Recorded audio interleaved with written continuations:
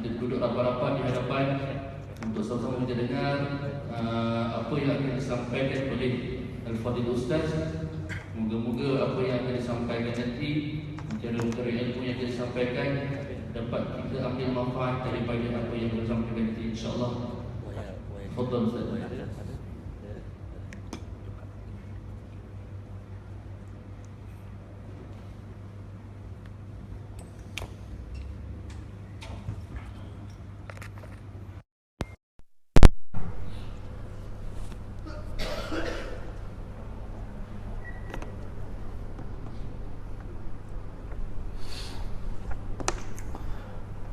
أعوذ بالله من الشيطان الرجيم. بسم الله الرحمن الرحيم.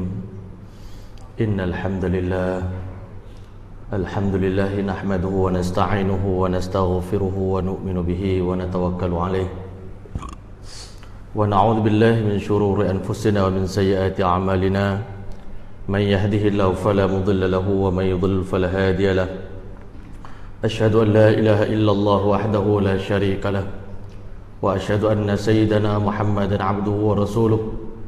أما بعد، لقد قال الله تبارك وتعالى في القرآن المجيد بعد أعوذ بالله من الشيطان الرجيم. بسم الله الرحمن الرحيم. لقد من الله على المؤمنين إذ بعث فيهم رسولا من أنفسهم يتلو عليهم آياته ويزكيهم ويعلمهم الكتاب والحكمة وإن كانوا من قبل لفي ضلال مبين. وقال تعالى: لقد جاءكم رسول من أنفسكم عزيز عليه ما عنتم حريص عليكم بالمؤمنين رؤوف رحيم فإن تولوا فقل حسبي الله لا إله إلا هو عليه توكلت وهو رب العرش العظيم.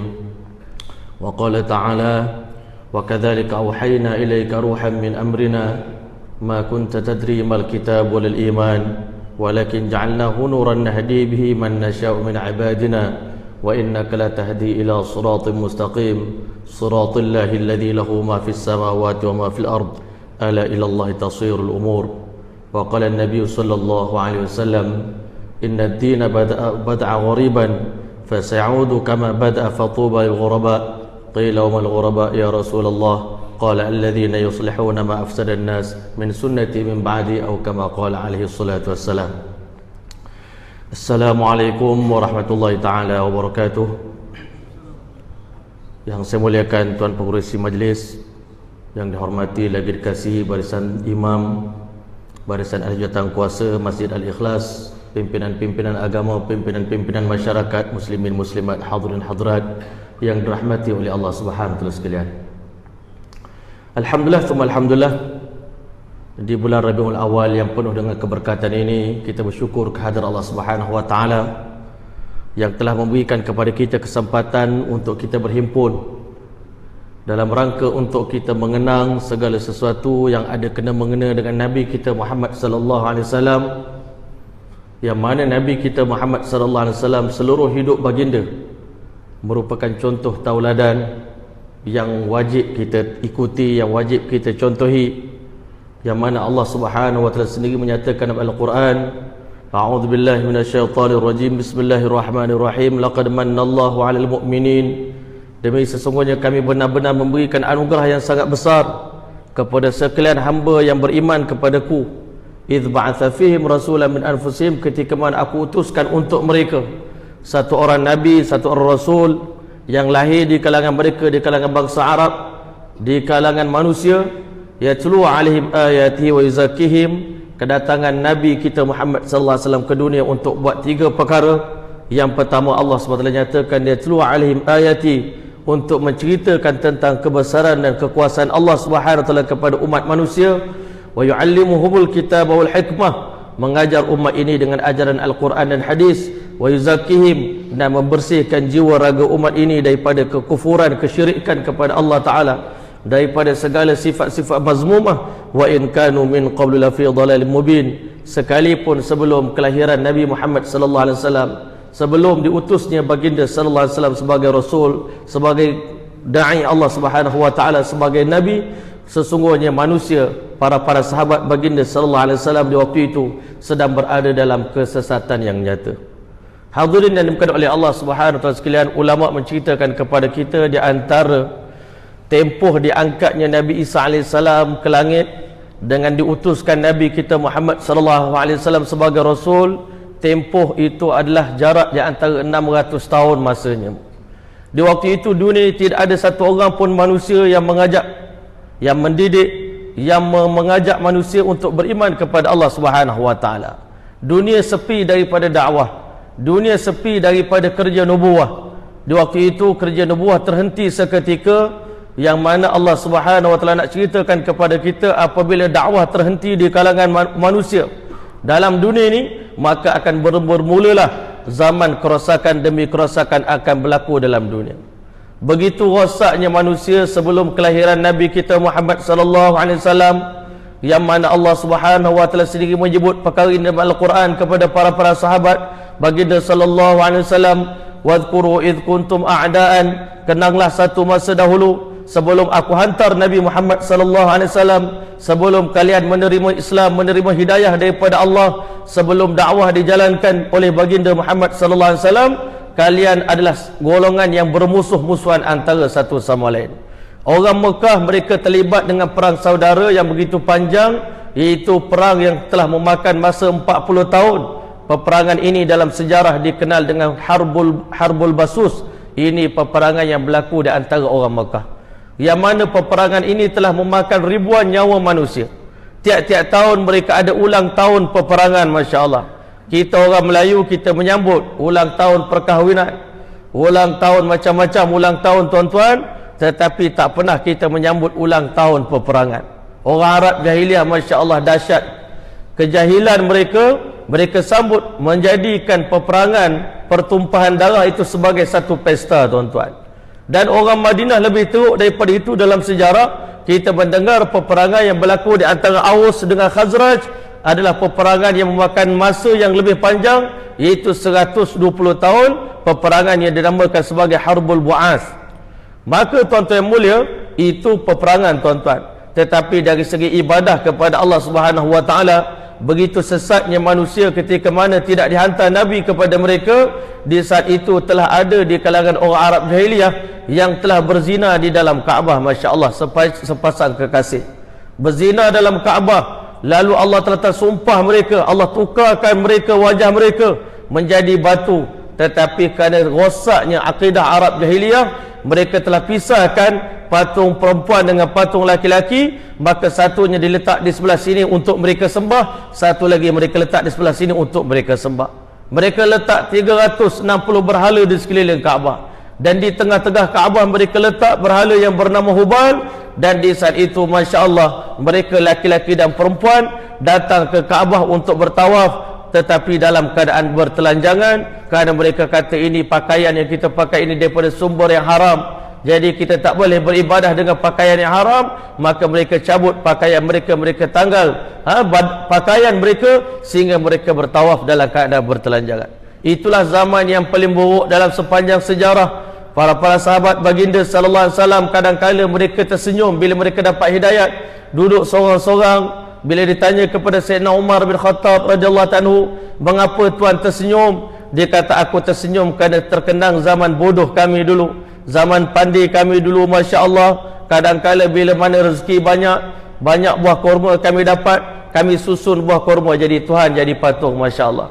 Tapi bila kemudian hari kami balik ke rumah, kami rasa lapar, maka kami akan ambil, Masya Allah, hidung Tuhan kami makan, telinga Tuhan kami makan, muka Tuhan kami makan, badan Tuhan kami makan, akhirnya semua Tuhan kami makan, nanti kami buat Tuhan yang baru pula.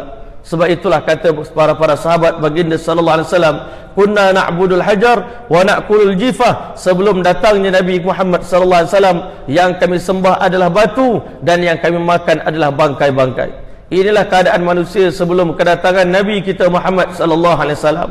Maka dengan kasih sayang dan rahmatnya, sebagaimana Allah telah beritahu kedatangan baginda sallallahu alaihi wasallam ke alam dunia sebagai satu rahmat yang paling besar, satu nikmat yang paling besar. Ketika mana Allah Ta'ala hantar Nabi kita Muhammad sallallahu alaihi wasallam lahir ke dunia ini, ketika mana seluruh manusia sangat-sangat memerlukan hidayah daripada Allah Subhanahu wa taala. Kerana ulama menceritakan sebelum lahirnya Nabi kita Muhammad sallallahu alaihi wasallam, Azazil ketua iblis. Maka iblis laknatullah alaih, dia ketua para syaitan, dia memandang umat manusia, dia tersenyum waktu itu, Masya Allah, kerana dia merasakan seandainya kiamat berlaku dalam tempoh beberapa lama, tak lama ini, sebelum dia diutuskan Nabi Muhammad SAW, nescaya seluruh anak Adam ini akan aku sapu bersih untuk aku bawa masuk ke dalam neraka bersama dengan aku. Harapan aku, impian aku minta deal dengan Allah Ta'ala.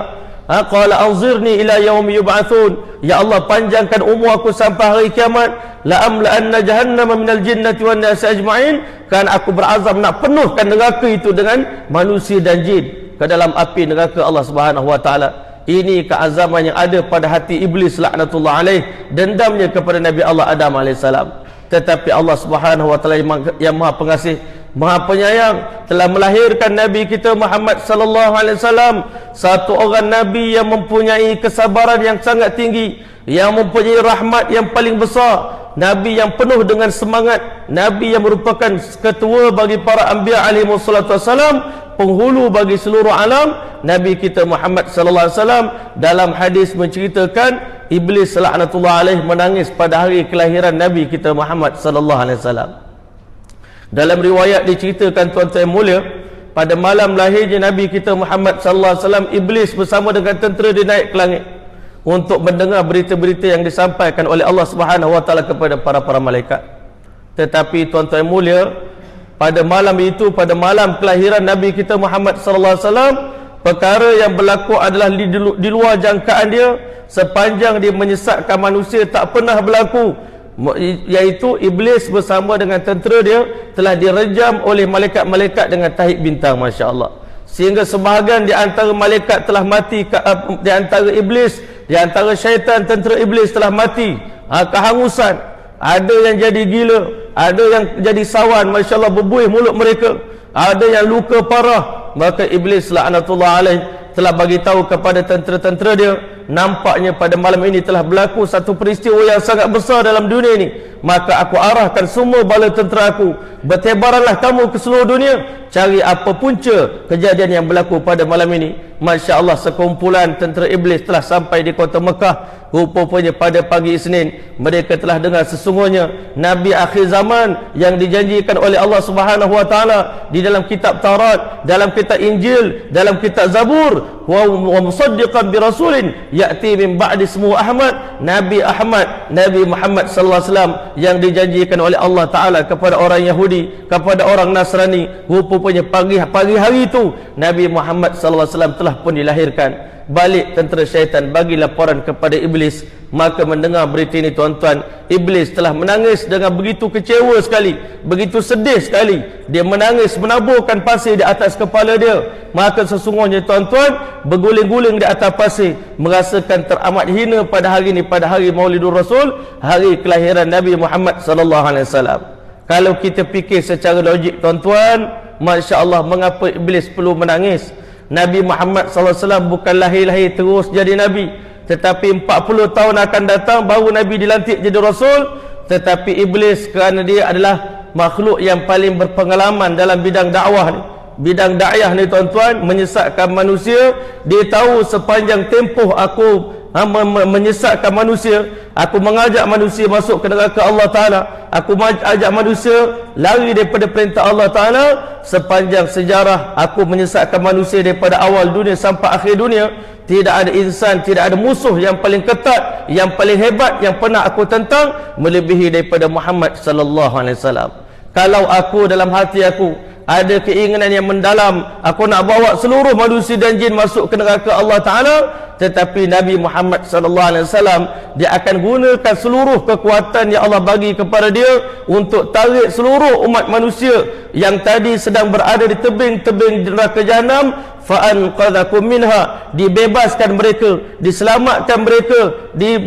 Maka Nabi kita Muhammad SAW akan bawa seluruh manusia selamat daripada azab api neraka Allah Subhanahu wa taala menuju ke syurga Allah Subhanahu wa taala. Maka tuan-tuan yang dimuliakan oleh Allah Subhanahu wa taala, walaupun syaitan ni, tuan-tuan, pernah dicabar oleh Allah Subhanahu wa taala, Allah cabar waktu kamu nak menyesatkan hamba-hamba aku. Allah beritahu wastafziz man istata'ta minhum, kamu heretlah siapa yang kamu mampu untuk tarik, wahai iblis, di kalangan hamba aku yang bernama manusia dan jin. Siapa yang kamu mampu tarik mereka bawa ke neraka, tariklah mereka semua.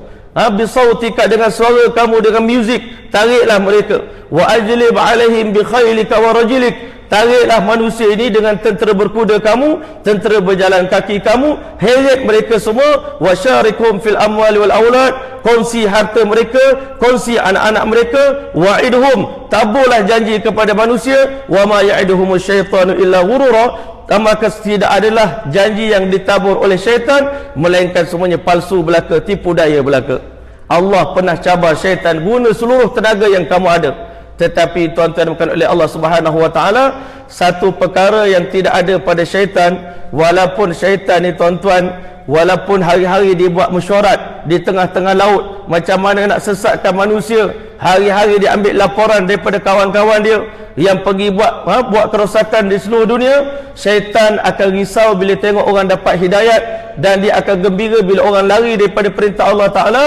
Tetapi satu benda yang ada pada Rasulullah SAW yang tidak ada pada iblis, iaitu iblis tidak ada tangisan untuk umat. Tetapi Masya Allah, Nabi kita Muhammad SAW, dia menggunakan air mata dia untuk menyebabkan Allah Ta'ala kasihan pada umat, Allah Ta'ala sayang pada umat. Nabi SAW akan angkat tangan di malam hari, Allahumma arham ummati, ya Allah kasihanilah umat aku. Allahumma ighfir li ummati, ya Allah ampunlah dosa umat aku. Allahumma hdi qaumi fa innahum la ya'lamun, ya Allah berilah hidayah kepada umat aku, mereka tak faham apa-apa. Tuan-tuan yang dimuliakan oleh Allah Subhanahu wa taala, kata Syekh Ubaidillah, Allah Taala bagi kepada baginda SAW 4 kekuatan dalam berdakwah tuan-tuan. Masya Allah, kekuatan yang pertama, kekuatan fikir dan risau, kerunsingan, kebimbangan, hammun Nabi wa ghammun Nabi wa fikrun Nabi tuan-tuan. Fikir, risau dan runsing baginda SAW yang mendalam kepada umat. Kerana Nabi SAW merasakan, aku berkeseorangan dalam berdakwah, sedangkan umat berbilion-bilion manusia yang aku perlu selamatkan. Dengan kemampuan aku sebagai satu orang manusia, macam mana aku mampu untuk Masya Allah mengajak manusia, sedangkan aku berkeseorangan. Sebab itulah tuan-tuan yang bukan oleh Allah Subhanahu wa taala, semenjak hari pertama Allah Taala bagi nubuah kepada baginda sallallahu alaihi wasallam, hari-hari datang dalam fikir Nabi, dalam hati baginda SAW terlalu risau tentang keselamatan umat. Satu saat aku terlewat, umat aku akan tenggelam dalam api neraka untuk selama-lamanya. Inilah kerisauan yang ada pada diri Nabi kita Muhammad sallallahu alaihi wasallam. Balik ke rumah, Nabi beritahu pada isteri dia yang tercinta, gulung tikar, gulung selimut, lipat ini semua peralatan tidur, kerana sesungguhnya kata baginda sallallahu alaihi wasallam, la rahata li Muhammadin ba'dal yaum, semenjak daripada hari ini sampailah Muhammad meninggal, Muhammad tak akan boleh berehat, kerana kalau Muhammad berehat, umat akan terjumus ke dalam api neraka Allah Subhanahu wa taala. Di malam hari, ketika mana Nabi kita Muhammad sallallahu alaihi wasallam nak tidur, kadang-kala kita sedia maklum, manusia penat bekerja di siang hari, malam dia akan berehat. Ketika mana Nabi nak berehat, Allah Subhanahu wa taala ajar Nabi kita Muhammad sallallahu alaihi wasallam, ya ayyuhal muzammil, wahai orang berselimut di malam hari, qumil laila illa qalila, bangunlah kamu berqiyamul lail, jangan tidur banyak di malam hari melainkan sedikit saja, nisfahu aw inqus minhu qalila, kamu tidur separuh malam atau kurang daripada separuh malam, aw zid alaih, ataupun tambah lebih sikit, waratilil qur'ana tartila, bacalah Quran dengan tartil sepanjang malam, inna sanulqi alaika qawlan thaqila, kerana kami nak letakkan dalam mulut kamu, pada lidah kamu, kata-kata yang berat. Dengan dakwah yang kamu sampaikan, sedikit percakapan yang kamu cakap, manusia akan tersentuh untuk menerima hidayah daripada Allah Subhanahu wa taala. Semenjak daripada hari itu, Nabi gunakan waktu malam, tiap-tiap malam, untuk Nabi merayu kepada Allah Subhanahu wa taala. Nabi menangis depan Allah taala, Nabi beribadah kepada Allah. Walaupun di siang hari Nabi penat berdakwah, di malam hari Nabi beribadah, bersolat tahajud sampai bengkak kaki Nabi kita Muhammad sallallahu alaihi wasallam. Nabi gunakan peluang di malam hari untuk diselamatkan umat dia, untuk dimerayu kepada Allah taala, kerunsingan, kebimbangan di hati baginda sallallahu alaihi wasallam, sehingga akhirnya tuan-tuan bukan oleh Allah Subhanahu wa taala, pada satu malam sewaktu Nabi bermunajat di hadapan Allah Subhanahu wa taala, Nabi SAW begitu sedih, begitu sayu hati Nabi kita Muhammad SAW. Ya Allah, sesungguhnya semua Nabi-Nabi yang didatangkan oleh Engkau ke dunia ni, setelah mana mereka sekian lama mereka berdakwah, tetapi umat mereka menolak dakwah yang mereka sampaikan, walau sehebat mana pun mereka, sama ada Nabi Ibrahim, Nabi Musa, Nabi Isa AS, walaupun mereka Nabi-Nabi Ulul Azmi, akan tiba satu hari mereka kecewa dengan umat, mereka kecewa dengan umat, mereka akan doakan kesengsaraan azab untuk umat mereka. Maka pada malam itu Nabi kita Muhammad SAW telah baca doa yang dipohonkan oleh Nabi Allah Ibrahim AS, yang dipanjatkan oleh Nabi Ibrahim. Nabi Ibrahim AS telah beritahu kepada Allah, Rabbi, wahai Tuhan aku, innahunna adlilna katsiran minan nas, syaitan berhala telah banyak menyesatkan umat aku ya Allah. Faman tabi'ani fa innahu minni. Ya Allah, semenjak daripada hari ini, siapa saja di kalangan umat aku yang ikut aku, yang beriman dengan aku, maka aku mengaku mereka sebagai di kalangan pengikut aku. Wa man asani fa innaka ghafurur rahim. Siapa yang durhaka kepadaku ya Allah, aku serahkan nasib mereka kepada Engkau ya Allah, sama ada Engkau nak ampunkan mereka ataupun Engkau nak azab mereka. Itu berhalusnya percakapan Nabi Ibrahim. Malu nak katakan Allah, azabkanlah umat aku, tetapi dia pun kecewa dengan umat dia, tuan-tuan. Maka pada malam itu Nabi juga baca doa yang dipohonkan oleh Nabi Allah Isa AS. Nabi Isa AS setelah pernah berdakwah kepada umat, tiba satu masa umat sendiri nak bunuh Nabi Allah Isa AS. Pengikut dia nak bunuh dia, tuan-tuan. Bayangkan kesedihan di hati Nabi Allah Isa AS. Dia pun angkat tangan berdoa pada Allah, Allahumma in tu'adzibhum fa innahum ibaduk. Seandainya Engkau azab umat aku, mereka adalah hamba-hamba yang lemah ya Allah, hamba-Mu yang sangat kerdil untuk Kau azab mereka. Wa in taghfir lahum fa innaka antal azizul hakim. Seandainya Engkau ampun dosa mereka, apa susah bagimu ya Allah, Engkau Tuhan yang maha perkasa lagi maha bijaksana. Tuan-tuan yang berkenan oleh Allah Subhanahu wa taala, setelah Nabi baca doa ini, Nabi menangis dengan tersedu-sedu, tuan-tuan, sehingga akhirnya Allah kesian tengok kekasih dia Muhammad sallallahu alaihi wasallam. Wahai Jibril, turun kamu ke dunia, tanya kepada kekasih aku Muhammad sallallahu alaihi wasallam, apa yang menyebabkan engkau menangis teruk sangat pada malam ini, begitu sedih sekali pada malam ini. Ma yubkika ya Muhammad. Jibril tanya, apa yang menyebabkan engkau menangis pada malam ini wahai Rasulullah? Dijawab oleh Nabi kita Muhammad sallallahu alaihi wasallam, bakaitu hazinan ala ummati. Aku menangis kerana aku terlalu bimbang tentang umat aku. Aku tak nak mereka gagal, aku tak nak mereka diazab dalam neraka Allah Subhanahu wa taala.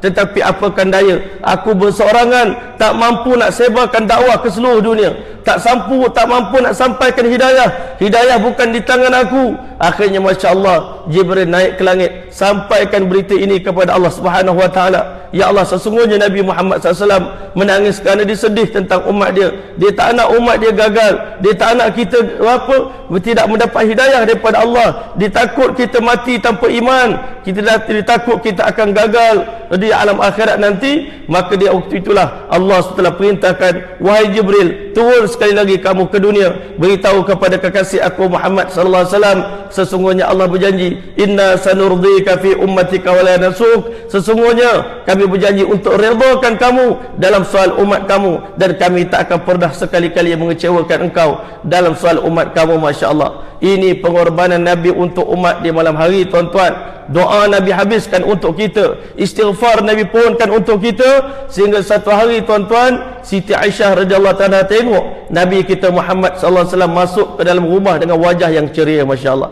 selalunya Nabi dalam kerisauan, dalam kebimbangan. Kalau sahabat-sahabat Nabi tengok keadaan Nabi kita Muhammad sallallahu alaihi wasallam, mereka boleh describe, boleh tengok. Kita tengok orang ni, kita tahu dia orang yang sedang gembira ataupun dalam kebimbangan, tuan-tuan. Tetapi kebanyakan Nabi kita SAW sepanjang masa, kerana Rasulullah SAW daimal fikir, Allah baginda SAW senantiasa berfikir macam mana kaedah nak selamatkan umat. Daimal fikir mutawasil al-ahzan, berterusan dalam keadaan kebimbangan, dalam keadaan menangis, dalam keadaan bersedih. Allah rahatalahu, tidak ada kerehatan bagi dia. Masya Allah. Tetapi pada hari itu Sayyidatina Aisyah radhiyallahu taala tengok kekasih dia Muhammad sallallahu alaihi wasallam masuk ke rumah dalam keadaan ceria.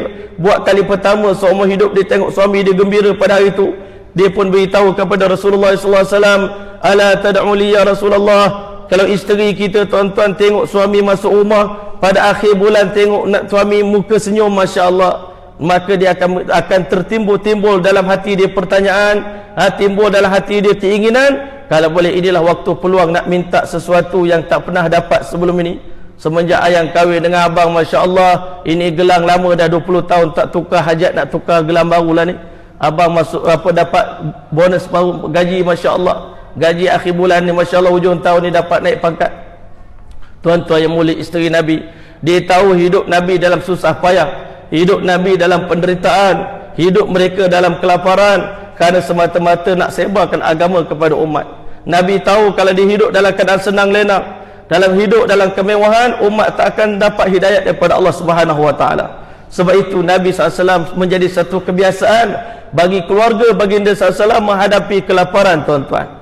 Memang kita baca sepanjang sejarah hidup Nabi, Nabi pernah berniaga, Nabi pernah bela kambing. Itu sebelum Nabi memulakan kerja dakwah. Tetapi ketika mana Allah lantik Nabi kita Muhammad SAW menjadi Rasul, kerana terlalu sibuk dengan urusan agama, dengan urusan dakwah, Nabi tak sempat untuk cari rezeki, tuan-tuan, untuk cari makanan untuk bawa kepada keluarga. Menjadi satu perkara biasa bagi keluarga baginda sallallahu alaihi wasallam.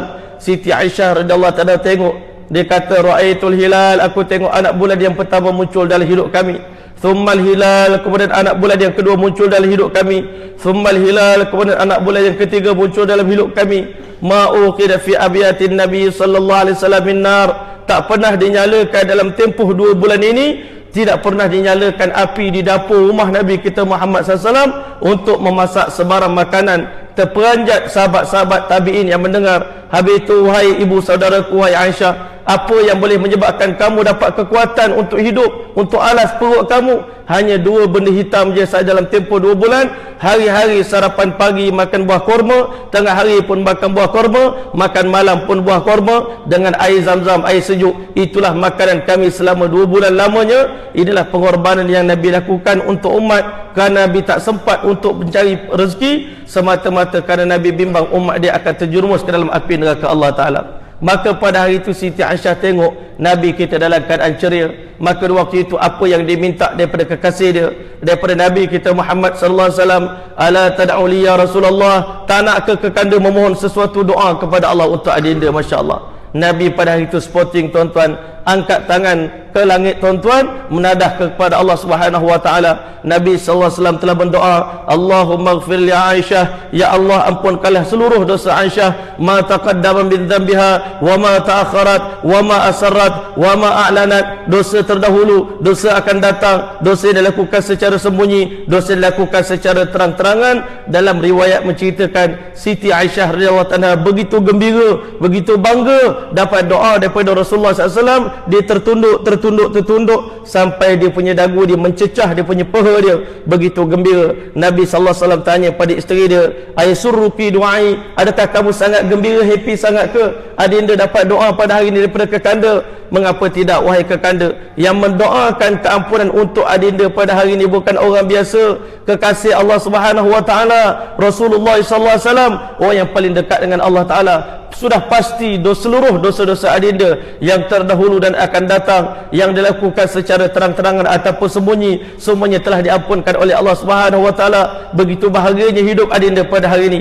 Apa jawab Nabi kita Muhammad sallallahu alaihi wasallam? Ketahuilah wahai adindaku Siti Aisyah radhiyallahu anha, ketahuilah inilah doa yang kekanda pohon untuk umat kekanda tiap-tiap kali lepas sembahyang. Allahumma ighfir li ummati, ya Allah ampunkanlah seluruh dosa umat aku, ma taqaddama min dhanbiha wa ma ta'akharat, yang akan datang, barang yang terdahulu daripada dosa mereka dan barang yang akan datang, wa ma asrat wa ma a'lanat, tuan-tuan, barang yang terdahulu dan barang yang sembunyi ataupun barang yang terang-terangan. Tuan-tuan dimakan oleh Allah Subhanahu wa taala, ulama menceritakan sejak Allah Taala lantik Nabi kita Muhammad sallallahu alaihi wasallam, tidak ada insan yang paling dikasihi, yang paling disayangi, yang paling dirindui oleh Nabi kita Muhammad SAW lebih daripada rindunya Nabi kepada umat dia, lebih daripada sayang Nabi kepada umat. Umat ini menjadi permata hati Nabi kita Muhammad SAW. Untuk umat Nabi korbankan kerehatan dia, untuk umat Nabi korbankan keluarga dia, untuk umat Nabi korbankan anak perempuan dia Fatimah Untuk umat ini Nabi korbankan Siti Zainab radhiyallahu ta'ala. Untuk umat ini kedua ibu bapa mertua Nabi dikorbankan Sayyidina Abu Bakar, Sayyidina Umar. Untuk umat ini tuan-tuan, Nabi SAW sanggup korbankan dua cucu dia yang paling disayang, Sayyidina Hasan dan Sayyidina Husain. Tuan-tuan yang mulia, kita pernah dengar kisah di mana Sayyidina Hasan, Sayyidina Husain begitu sayangnya Nabi kepada mereka. Kalau Nabi sedang berkhutbah di atas mimbar, masuk Sayyidina Hasan Husain ke dalam masjid, Nabi turun untuk peluk mereka dan dukung mereka, bawa naik ke atas mimbar. Kalau Nabi tengah semayang, Sayyidina Hasan Husain panjat belakang Nabi, Nabi tak akan bangun selagi mereka tak puas bermain di atas belakang baginda sallallahu alaihi wasallam. Tetapi untuk umat baginda sallallahu alaihi wasallam, sayangnya Nabi kepada umat, cintanya Nabi kepada umat, Nabi kita sallallahu alaihi wasallam menjelang wafat baginda datang ke rumah Siti Fatimah radhiyallahu ta'ala dalam keadaan menangis, dalam keadaan bersedih. Maka Siti Fatimah bertanya, "Ya Rasulullah, wahai ayahanda, apa yang menyebabkan ayahanda menangis?" Diberitahu sesungguhnya Allah telah mewahyukan kepada ayahanda, sesungguhnya salah seorang daripada cucu ayahanda akan mati dipancung, satu akan mati diracun. Kalau kita fikir baik-baik tuan-tuan, mesti Fatimah akan minta kepada ayahanda dia, "Wahai ayahanda, bukankah setiap orang Nabi-Nabi Allah telah bekalkan dengan doa yang paling mustajab, doa yang paling makbul, dan seandainya ayahanda berdoa dengan doa tersebut, pasti Allah telah akan makbulkan doa itu." Sebagaimana sabda Nabi sallallahu alaihi wasallam, "Inna likulli nabiyyin da'watun mustajabatun." Setiap orang Nabi telah dibekalkan doa yang paling mustajab. Maka seluruh Nabi-Nabi telah menggunakan doa mustajab itu untuk mengazab umat mereka di dunia. Tetapi kata baginda sallallahu alaihi wasallam, "Wa inni ikhtaba'tu da'wati syafa'atan li ummati yaumal qiyamah." Tetapi aku simpan doa yang paling mustajab ini untuk aku memohon merayu kepada Allah Ta'ala supaya Allah SWT ampunkan dosa umat aku nanti di hari kiamat. Nabi rela kedua cucu dia mati tuan-tuan, diracun dan dipancung, tetapi Nabi SAW tak rela untuk tengok umat dia masuk ke neraka Allah Subhanahu Wa Ta'ala. Begitulah tingginya rahmat, kasih sayang yang ada pada diri Nabi kita Muhammad SAW. Sedangkan kita bukan keluarga Nabi, bukan keturunan Nabi. Nabi tak pernah kenal kita, Nabi tak pernah jumpa dengan kita, Nabi tak pernah tengok wajah kita. Tetapi tiap-tiap hari Nabi mendoakan keampunan untuk kita, Nabi mendoakan rahmat untuk kita, mendoakan hidayah yang kebaikan untuk kita. Sebab itulah Allah SWT telah firman, "Laqad ja'akum rasulun min anfusikum." Telah datang di hadapan kamu dalam hidup kamu satu orang rasul di kalangan kamu, azizun alaihi ma anittum, sekecil-kecil penderitaan yang menimpa kamu akan menyusahkan hati dia tuan-tuan. Umat menderita sikit pun Nabi dah takut, Nabi dah sedih tuan-tuan. Azizun alaihi ma anittum harisun alaikum. Nabi ini terlalu tamak, kalau boleh seluruh kebaikan, seluruh kemuliaan, seluruh kelebihan Allah bagi semua pada umat akhir zaman tuan-tuan. Begitu sekali sayang Nabi kita Muhammad sallallahu alaihi wasallam. Ini amalan Nabi di malam hari tuan-tuan. Sehingga Nabi menghabiskan seluruh doa dia, seluruh harapan dia, seluruh kerisauan dia untuk tangisan baginda SAW, untuk membawa umat ini selamat daripada api neraka Allah Subhanahu Wa Taala. Azazil dia ada risau nak bawa manusia ke neraka, tetapi Nabi kita Muhammad SAW bukan sekadar risau dan runsing, tetapi Masya Allah Nabi ada tangisan, Nabi ada rengekkan di hadapan Allah Ta'ala untuk merayu Allah supaya Allah telah berikan hidayah, Allah bukakan pintu hidayah. Tuan-tuan bukan oleh Allah Subhanahu Wa Taala, di siang hari Nabi berkorban tuan-tuan. Kadang-kala kerisauan kita pada umat sekadar risau tetapi tak bawa dengan pergerakan, tak jadi tuan-tuan. Umat ini tak akan datang kepada hidayah, umat ini tak akan datang kepada kebaikan kalau tak bergerak tuan-tuan. Sebab itulah di siang hari Allah pujuk kekasih dia Muhammad sallallahu alaihi wasallam, "Ya ayyuhal muddathir," wahai orang berselimut di siang hari, "Qum fa'anzir," bangun beri peringatan kepada umat kamu, "Wa rabbaka fakabbir," ceritakan kebesaran Allah kepada manusia. Di waktu itulah tuan-tuan Allah beritahu, "Wa thiyabaka fattahhir," pakai pakaian yang paling bersih, paling suci untuk berdakwah.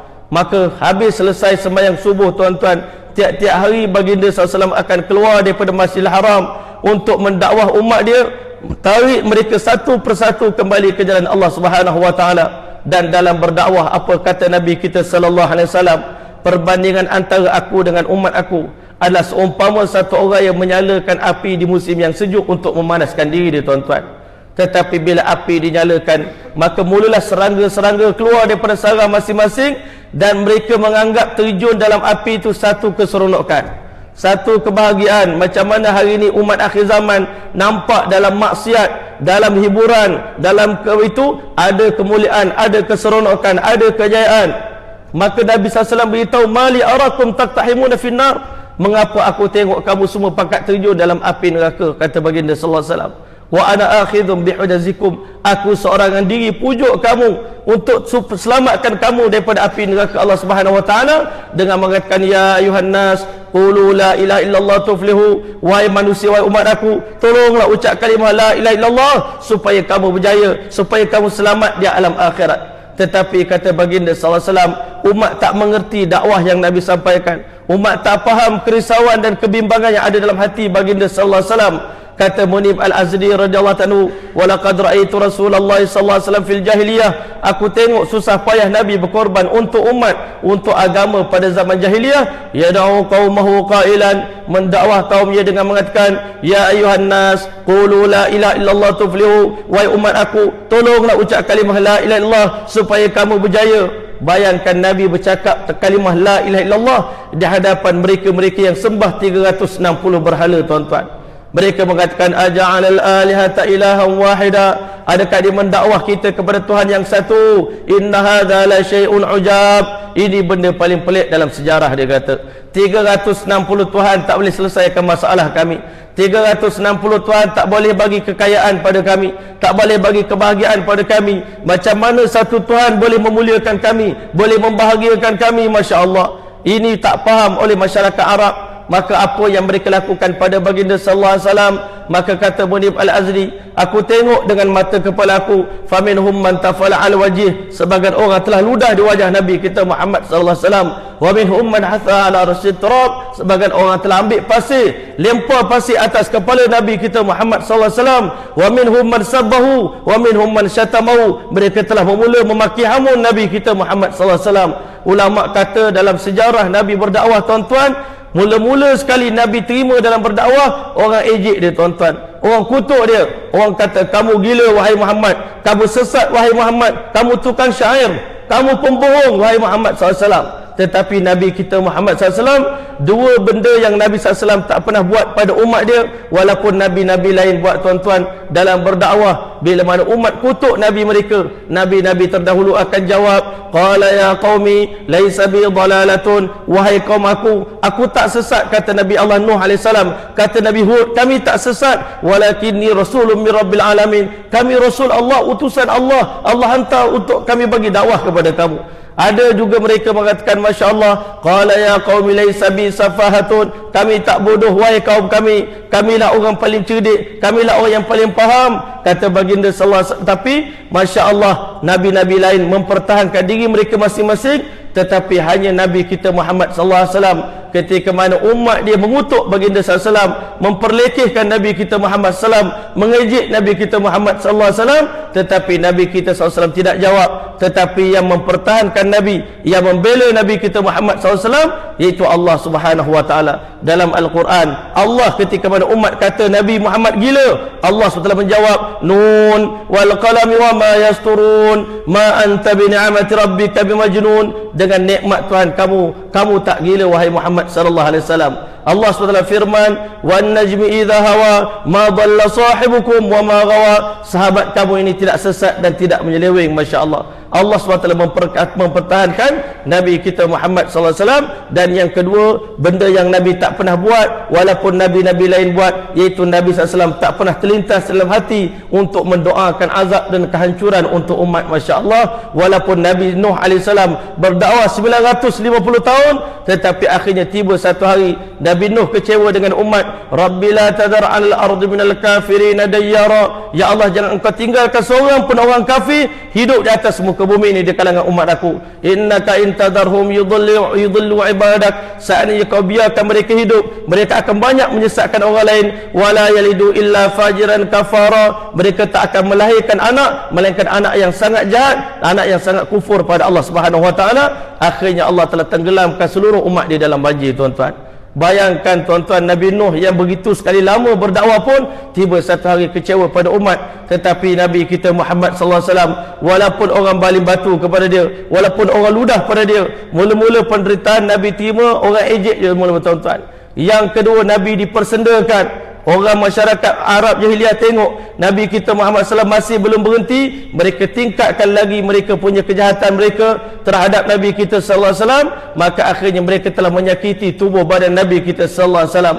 Ada di kalangan mereka yang telah menarik selendang Nabi sampai melecet leher Nabi kita Muhammad sallallahu alaihi wasallam. Nabi sedang bersujud di sekeliling Kaabah, tuan-tuan, di tepi dalam Masjidil Haram. Tiba-tiba Abu Jahal mengatakan, siapa di kalangan tuan-tuan yang boleh pergi ke tempat sampah sana, ambil perut lembu tu, perut unta, letakkan najis unta itu di atas kepala Nabi kita Muhammad SAW. Mereka angkat 2-3 orang, letakkan di atas kepala Nabi. Kerana terlalu berat perut unta, tuan-tuan, Nabi tak mampu nak angkat kepala dia, tuan-tuan. Siti Fatimah radhiyallahu ta'ala datang dalam keadaan menangis. Apa salah ayah aku? Apa salah ayanda aku sehingga kamu hina dia begini? Siti Fatimah radhiyallahu ta'ala telah angkat tai unta tadi, tuan-tuan, di atas kepala Nabi kita Muhammad SAW. Ini susah payah Nabi kita SAW, penderitaan, pengorbanan yang Nabi lakukan kerana semata-mata kami risaukan umat. Nabi kasihkan umat. Nabi ada yang pertama, kekuatan yang Nabi gunakan adalah kekuatan risau dan runsing. Sebab apa Nabi terlalu runsingkan kita, tuan-tuan? Sebab apa Nabi SAW sendiri mengatakan, wallahi demi Allah, inni a'lamu ma la ta'lamun, wahai umat aku, yang menyebabkan aku terlalu risau untuk kamu kerana sesungguhnya aku tahu banyak benda yang kamu tak tahu. Wa asma'u ma la tasma'un, hari-hari aku dengar suara yang kamu tak pernah dengar, wahai umat aku. Wa a'lamu ma la wa ara ma la taron, aku nampak gambaran-gambaran yang kamu tak pernah nampak. Kata baginda sallallahu alaihi wasallam, ma ra'aitu manzaran qattun illa wal qabr afza'u minhu. Seumur hidup aku tak pernah tengok satu gambaran yang lebih menakutkan, lebih mengerikan daripada apa yang ada dalam kubur. Wallahi demi Allah, kata baginda sallallahu alaihi wasallam, lau ta'lamuna ma a'lamu, kalaulah kalian tahu apa yang aku tahu, la dhahiktum qalilan, kamu akan sedikit ketawa dalam kehidupan kamu, wala bakaitum kathiran, kamu akan banyak menangis, wa ma taladzaztum bin nisa'al furush, kamu tak akan berseronok dengan isteri kamu di atas samparan, wala kharajtum ila saudat taj'aruna ila Allah, kamu akan lari ke dalam hutan belantara, kamu akan menangis, melolong, merayung di hadapan Allah Ta'ala, memohon perlindungan. Allahumma ajirna minan nar, Allahumma ajirna minan nar, ya Allah selamatkan kami daripada api neraka. Kalaulah kamu tahu apa yang aku tahu. Tapi kerana hari ini, kerana kamu bodoh, kamu tak tahu apa yang aku tahu, kamu kata aku gila, kamu kata aku sesat. Tetapi kalau kamu tahu apa yang aku tahu, kamu akan peluk aku, kamu akan sayang pada aku, kamu akan kasih kepada aku. Inilah pengorbanan Nabi kita Muhammad SAW, kerisauan Nabi untuk umat dia. Masya Allah. Ada azan, laluan azan.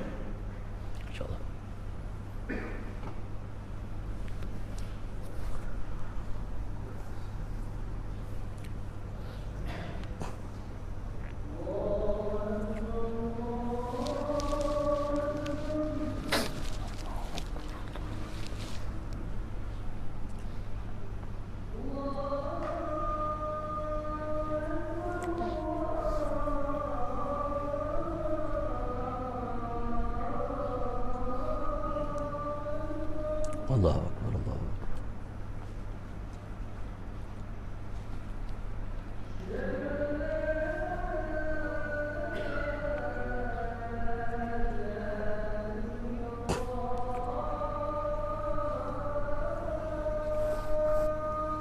Asyhadu an la ilaha illallah.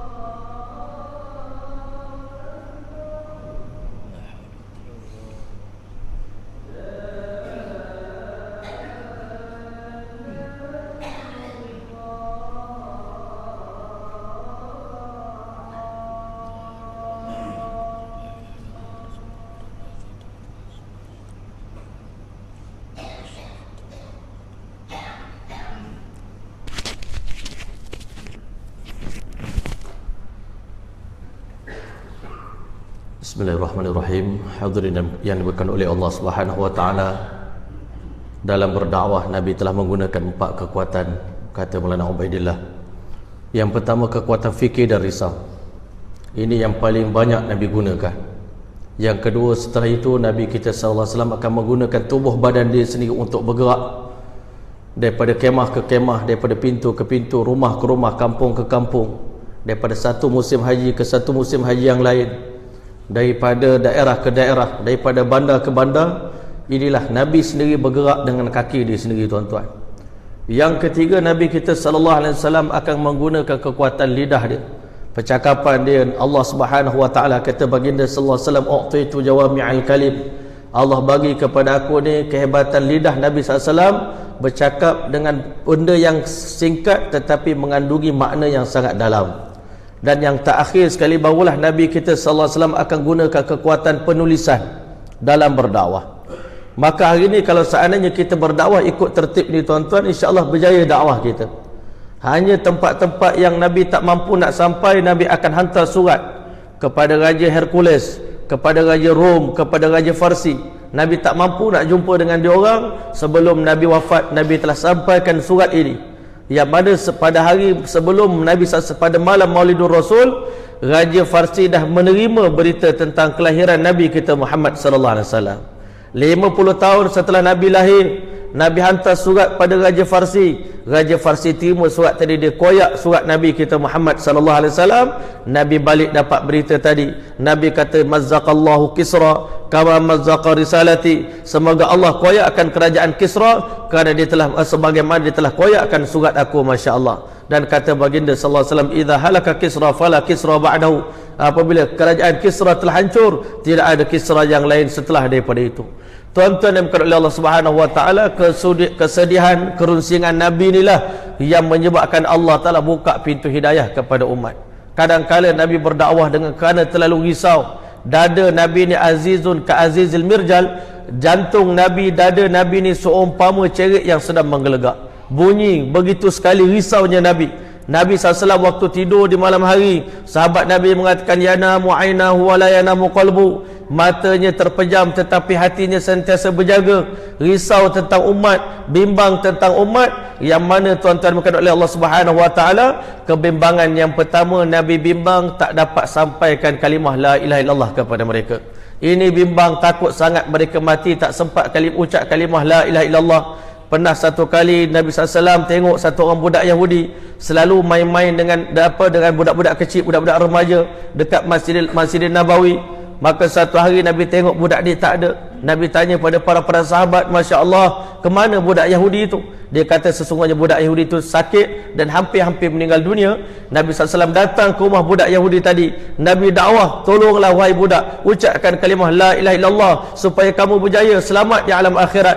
Budak tadi pandang muka ayah dia, pandang muka Nabi SAW, pandang muka ayah dia, pandang muka Nabi SAW. Ayah dia beritahu, "Ati' Abul Qasim, taat kepada Abul Qasim, wahai anakku. Akhirnya dia mengucapkan asyhadu an la ilaha illallah wa asyhadu anna Muhammadar Rasulullah. Nabi keluar daripada rumah budak tersebut dalam keadaan wajahnya putih berseri-seri, begitu gembira satu orang umat di kalangan umat aku hari ini dengan berkat usaha dakwah yang aku sampaikan terselamat daripada api neraka Allah Subhanahu wa taala. Dan Nabi akan menjadi begitu sedih dalam hidup dia kalau dapat tahu ada satu orang mati dalam keadaan tak sempat mengucap kalimah la ilaha illallah.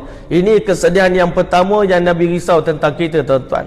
Kerisauan yang kedua adalah kerisauan akhirat. Sebagaimana yang saya sebutkan sebentar tadi, Nabi risau macam mana keadaan umat di dalam kubur nanti, macam mana keadaan umat aku di padang mahsyar nanti, bagaimana keadaan kamu di titan sirat. Sebab itu tuan-tuan, kita mengatakan kasih sayang Nabi kepada umat ini 70 kali ganda lebih daripada sayangnya ibu kepada anak dia, tuan-tuan.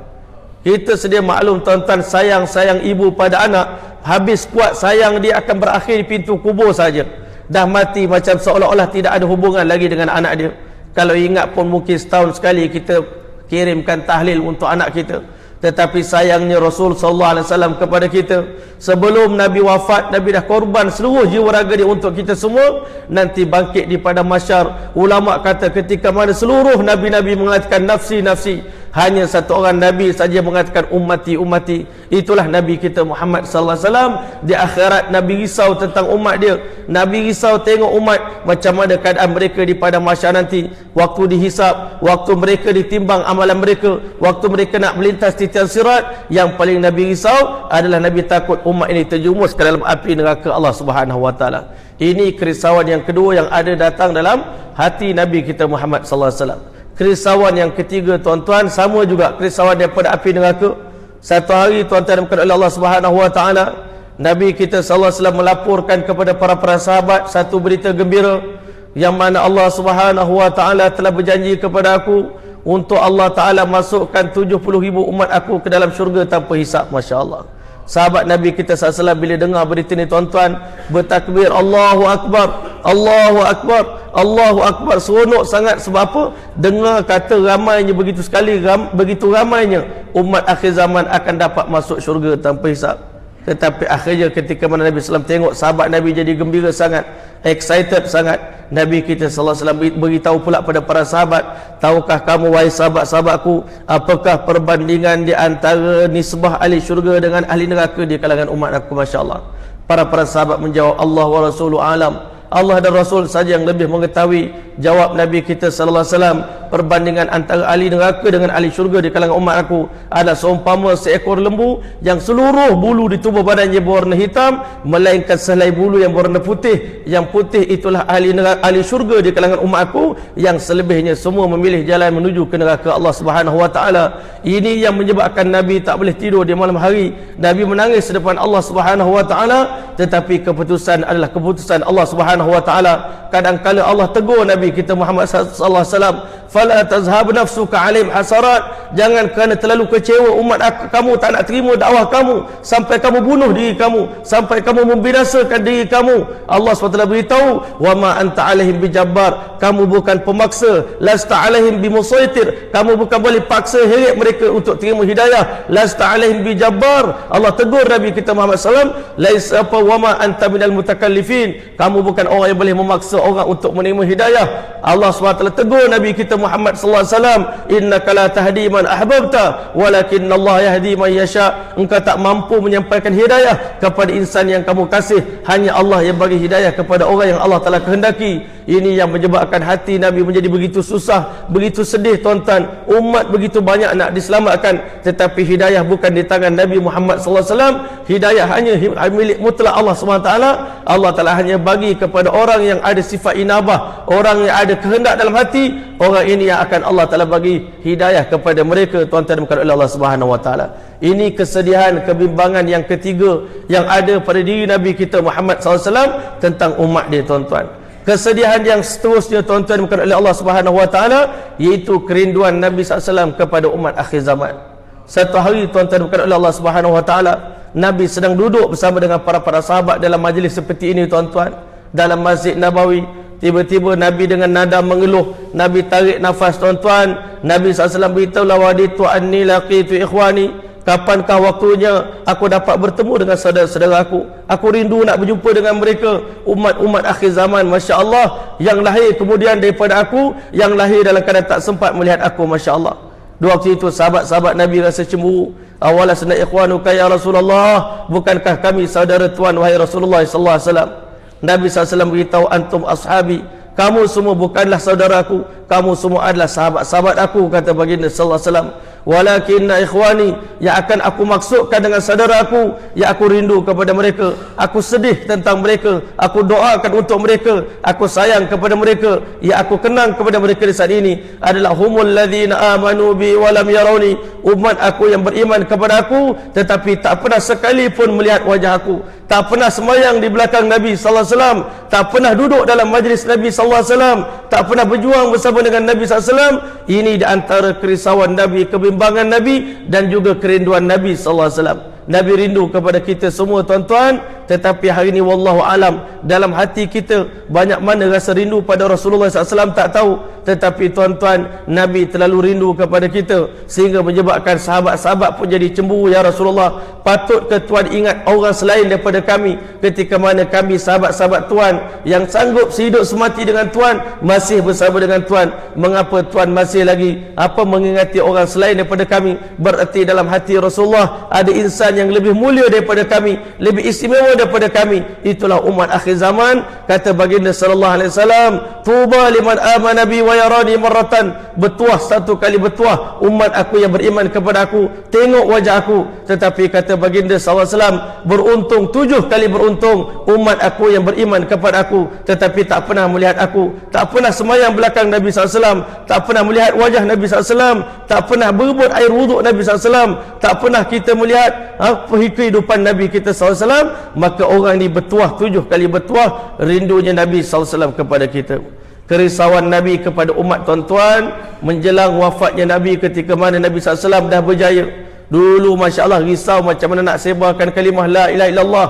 Tetapi sebelum Nabi wafat, tuan-tuan, berkat mujahadah pengorbanan Nabi SAW, Allah ubah para sahabat yang dulunya merupakan calon-calon ahli neraka. Dalam tempoh 23 tahun, Nabi telah ubah dengan susah payah Nabi, dengan tangisan Nabi, dengan usaha Nabi, dengan doa Nabi, dengan kelaparan Nabi, dengan kehausan Nabi, yang mana Masya Allah telah sampai daripada kemuncak daripada pengorbanan, tuan-tuan. Akhirnya sebelum Nabi wafat, Allah ubah calon-calon ahli neraka menjadi calon-calon ahli syurga, tuan-tuan. Sebelum Nabi wafat, Nabi beritahu sebentar nanti, Masya Allah, calon ahli syurga akan masuk daripada pintu ini, Masya Allah. Seorang ahli syurga di kalangan sahabat kamu. Semua para sahabat tunggu siapakah ini masukkan dengan ahli syurga. Masya Allah, sahabat Nabi telah dibentuk oleh baginda sallallahu alaihi wasallam, sehingga Masya Allah sebelum Nabi wafat, Nabi telah umumkan, tuan-tuan, Masya Allah, Fatimah sayyidatu nisa'i ahli jannah, Fatimah anak perempuan aku, ketua pemaisuri dalam syurga nanti, Masya Allah. Yang kedua, Masya Allah, Nabi beritahu Sayyidina Hasan wal Husain sayyidah syababi ahli jannah, Hasan dan Husain, walaupun aku tak sempat jaga kamu di dunia, walaupun aku tak sempat nak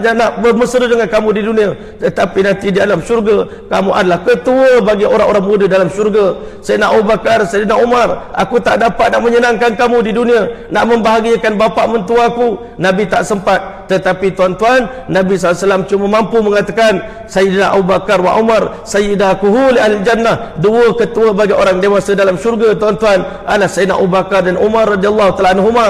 Tuan-tuan, sebelum Nabi wafat, Nabi SAW dah beritahu asyara mubasyara bil jannah, 10 orang sahabat aku telah dijamin syurga oleh Allah Subhanahu wa taala. Dan begitulah juga Allah telah umumkan sebelum Nabi wafat, tuan-tuan, untuk gembirakan hati kekasih dia Nabi Muhammad sallallahu alaihi wasallam, Allah telah iklankan wasabiqunal awwalun minal muhajirin wal ansar walladzina tabauhum bi ihsanin radhiyallahu anhum radwan.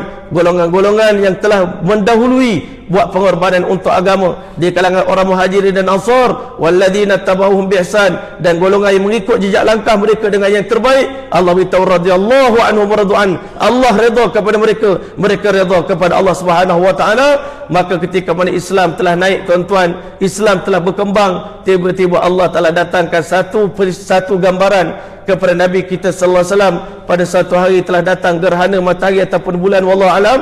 Di waktu itu Nabi bersujud, maka dalam sujud tadi Allah telah buka seluruh peristiwa yang akan berlaku di akhir zaman, daripada awal sampai akhir, sampai dunia kiamat, yang menyebabkan Nabi kita sallallahu alaihi wasallam terlalu bimbang, terlalu rusing tentang umat dia nanti di hari kiamat, apa akan berlaku kepada mereka. Nabi SAW beritahu, aku telah memohon 3 permohonan doa kepada Allah Subhanahu wa taala. Yang pertama, ya Allah, jangan jadikan umat aku mati dalam keadaan kebuluran, ya Allah. Yang kedua, Nabi doa pada Allah Subhanahu wa taala, janganlah umat aku dihabiskan oleh musuh-musuh mereka. Yang ketiga, Nabi SAW telah dapat khabar umat akhir zaman akan berselisih pendapat. Nabi kita SAW beritahu, fa innahu may ya'ish minkum, sesungguhnya orang yang hidup di akhir zaman di kalangan kamu, fa sayara ikhtilafan katsira, dia akan tengok ikhtilaf yang begitu banyak akan berlaku kepada umat akhir zaman. Maka di waktu itu kata baginda sallallahu alaihi wasallam, aku memohon doa pada Allah Taala, ya Allah, janganlah jadikan umat aku mereka berpecah belah, mereka bergaduh, mereka berbunuh-bunuhan. Tetapi kata baginda sallallahu alaihi wasallam, 2 doa aku diterima oleh Allah Taala. Doa yang pertama, tetapi doa yang terakhir, ya Allah, jangan jadikan umat aku ni bergaduh-gaduhan, bermusuh-musuhan di akhir zaman. Doa ini tak diterima oleh Allah Subhanahu wa taala. Ini merupakan keputusan daripada Allah. Sebelum dunia kiamat, umat ini akan terus berpecah belah, sehingga akhirnya kata baginda sallallahu alaihi wasallam, akan tiba satu masa di mana di akhir zaman nanti, satu orang yang membunuh pun dia tak tahu apa tujuan dia bunuh orang, apa sebab aku bunuh dia, dan orang mati kena bunuh, dia pun tak tahu apa salah aku menyebabkan aku mati kena bunuh. Ini yang berlaku di akhir zaman, peristiwa demi peristiwa yang menyebabkan Nabi terlalu risau. Nabi menangis penuh mendoa pada Allah Taala. Nabi kita sallallahu alaihi wasallam telah beritahu, inna dina bada'a ghariban, agama ini bermula dalam keadaan dagang, bermula dalam keadaan asing, fa sayaudu kama bada'a, di akhir zaman nanti agama Islam akan kembali menjadi asing, menjadi pelik pada pandangan masyarakat. Kata baginda sallallahu alaihi wasallam, fatuba lil ghuraba, bertuahlah orang yang dipandang pelik oleh masyarakat. Siapakah mereka itu? Alladzina yuslihuna ma afsadan nas min sunnati min ba'di, golongan yang cuba berusaha untuk memperbaiki sunnah-sunnah aku yang telah dirosakkan oleh umat aku setelah aku meninggal dunia. Golongan ini adalah golongan yang paling bertuah di sisi Allah Subhanahu wa taala. Nabi SAW dikhabarkan oleh Allah Taala tentang peristiwa di mana kata baginda sallallahu alaihi wasallam, sayati 'alan nasi zamanun, akan tiba satu zaman nanti di akhir zaman nanti dalam kepada umat aku, la yabqa minal islami illa ismuh, tak akan tinggal daripada Islam melainkan sekadar namanya saja Islam. Islam hanya nama saja, amalan sudah tidak ada, tuan-tuan. Kehidupan dah sama macam orang bukan Islam, hanya namanya saja masih nama Islam, tetapi seluruh hidup dia dah bertukar, dah berubah, tuan-tuan. Ini yang Nabi risau, ini yang Nabi sedih, tuan-tuan. Wala yabqa minal qur'ani illa rasmuh, Quran tak akan tinggal apa-apa lagi melainkan tulisan-tulisan saja. Kata baginda sallallahu alaihi wasallam, masajidhum amirah, di akhir zaman masjid semua cantik-cantik, megah-megah, mewah-mewah, tetapi minta maaf, tuan-tuan, Nabi kita sallallahu alaihi wasallam beritahu, wahya kharabu minal huda, masjid di akhir zaman tidak ada hidayah di dalamnya, tuan-tuan. Dan kata baginda sallallahu alaihi wasallam, ulama'uhum syarru man tahta adibis sama, ulama akhir zaman adalah seburuk-buruk manusia di akhir zaman yang duduk di atas muka bumi ni, tuan-tuan. Dan kata baginda sallallahu alaihi wasallam, begitu teruknya umat aku di akhir zaman nanti, yabi'u dinahu bi'ardin minad dunya, mereka sanggup jual agama mereka dengan ketulan-ketulan dunia. Yusbihu ar-rajulu mu'minan wa yumsi kafiran, berpagi-pagi mereka dalam keadaan beriman, berpetang-petang dalam keadaan kufur, berpetang-petang dalam keadaan beriman, berpagi-pagi dalam keadaan kufur. Tuan-tuan oleh Allah Subhanahu wa taala. Sebab itulah menjelang kewafatan Nabi kita sallallahu alaihi wasallam, Nabi sallallahu alaihi wasallam menangis, tuan-tuan, berdoa, bertanya kepada para sahabat. Nabi sallallahu alaihi wasallam telah kumpul para sahabat, masya-Allah, dan Nabi sallallahu alaihi wasallam telah beritahu dalam sepanjang Nabi sakit tempoh 14 hari.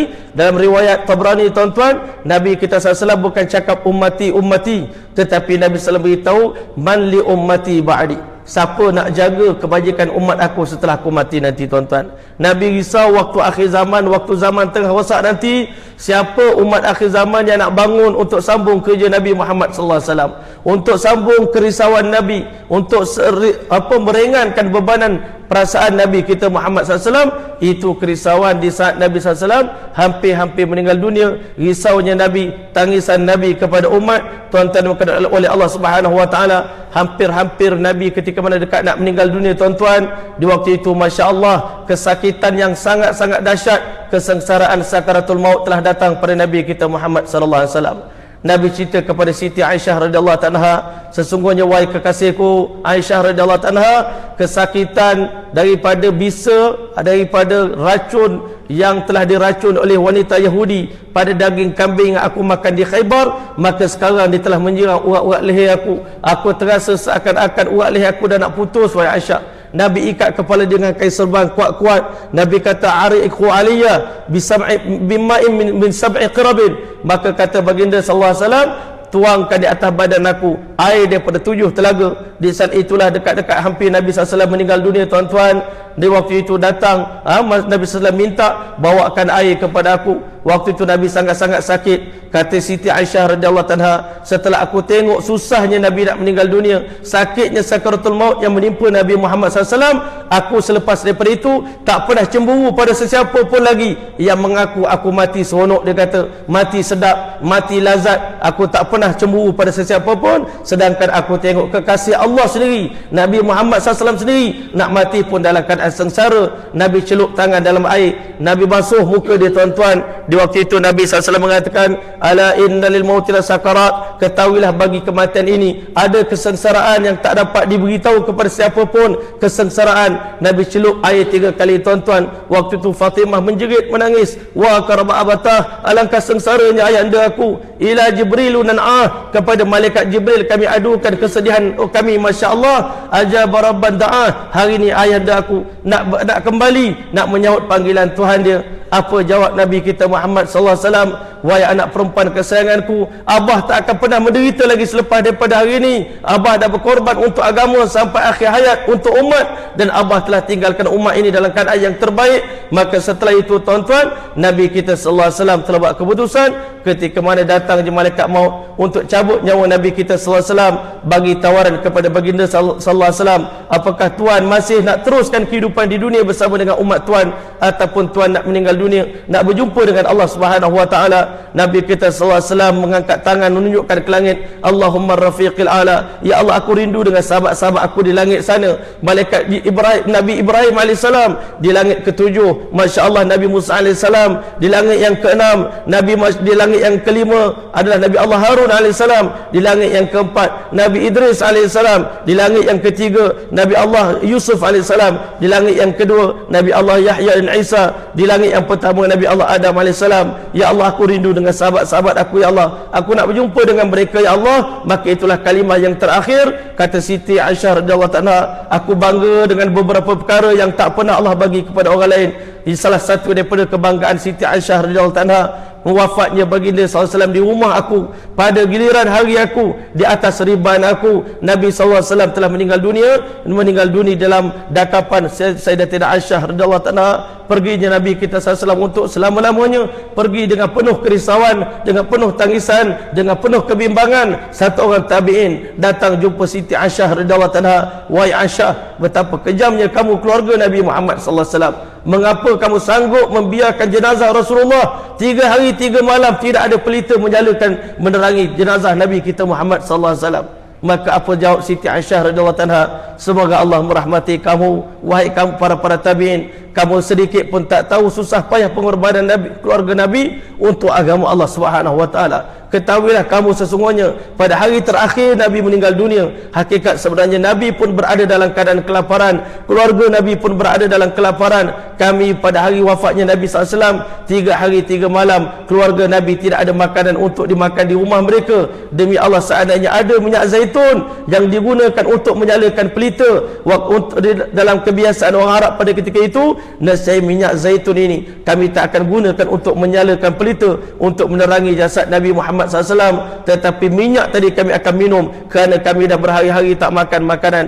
Itulah kehidupan baginda sallallahu alaihi wasallam, kehidupan keluarga Nabi kita Muhammad SAW. Diberitahu sampai Nabi wafat, Nabi tak pernah makan roti lembut dalam hidup dia, tuan-tuan. Yang Nabi makan adalah roti yang kasar-kasar. Nabi tak pernah tidur di atas tilam yang empuk, tuan-tuan, kerana Nabi SAW risau tentang umat. Nabi tak boleh hidup selesa kerana umat perlu diselamatkan daripada azab Allah Subhanahu wa taala. Maka tuan-tuan bukan oleh Allah Subhanahu wa taala, hari ini Nabi telah tinggalkan kita 1400 tahun lebih. Nabi telah meninggalkan alam dunia, tuan-tuan. Sejak Nabi meninggal dunia, tuan-tuan, kata Maulana Ilyas rahmatullah alaih, maka hari ini dunia telah menjadi seumpama satu orang janda yang mana dulu masa suami dia ada tuan-tuan, semuanya cantik belaka tuan-tuan perjalanan alam dunia ni, tetapi setelah suami meninggal dunia, anak-anak telah mula bergaduh, telah bercerai-berai, tak bertegur siapa, telah berlaku kerosakan demi kerosakan dalam rumah tangga. Inilah yang berlaku pada dunia Islam selepas kewafatan Nabi kita Muhammad sallallahu alaihi wasallam.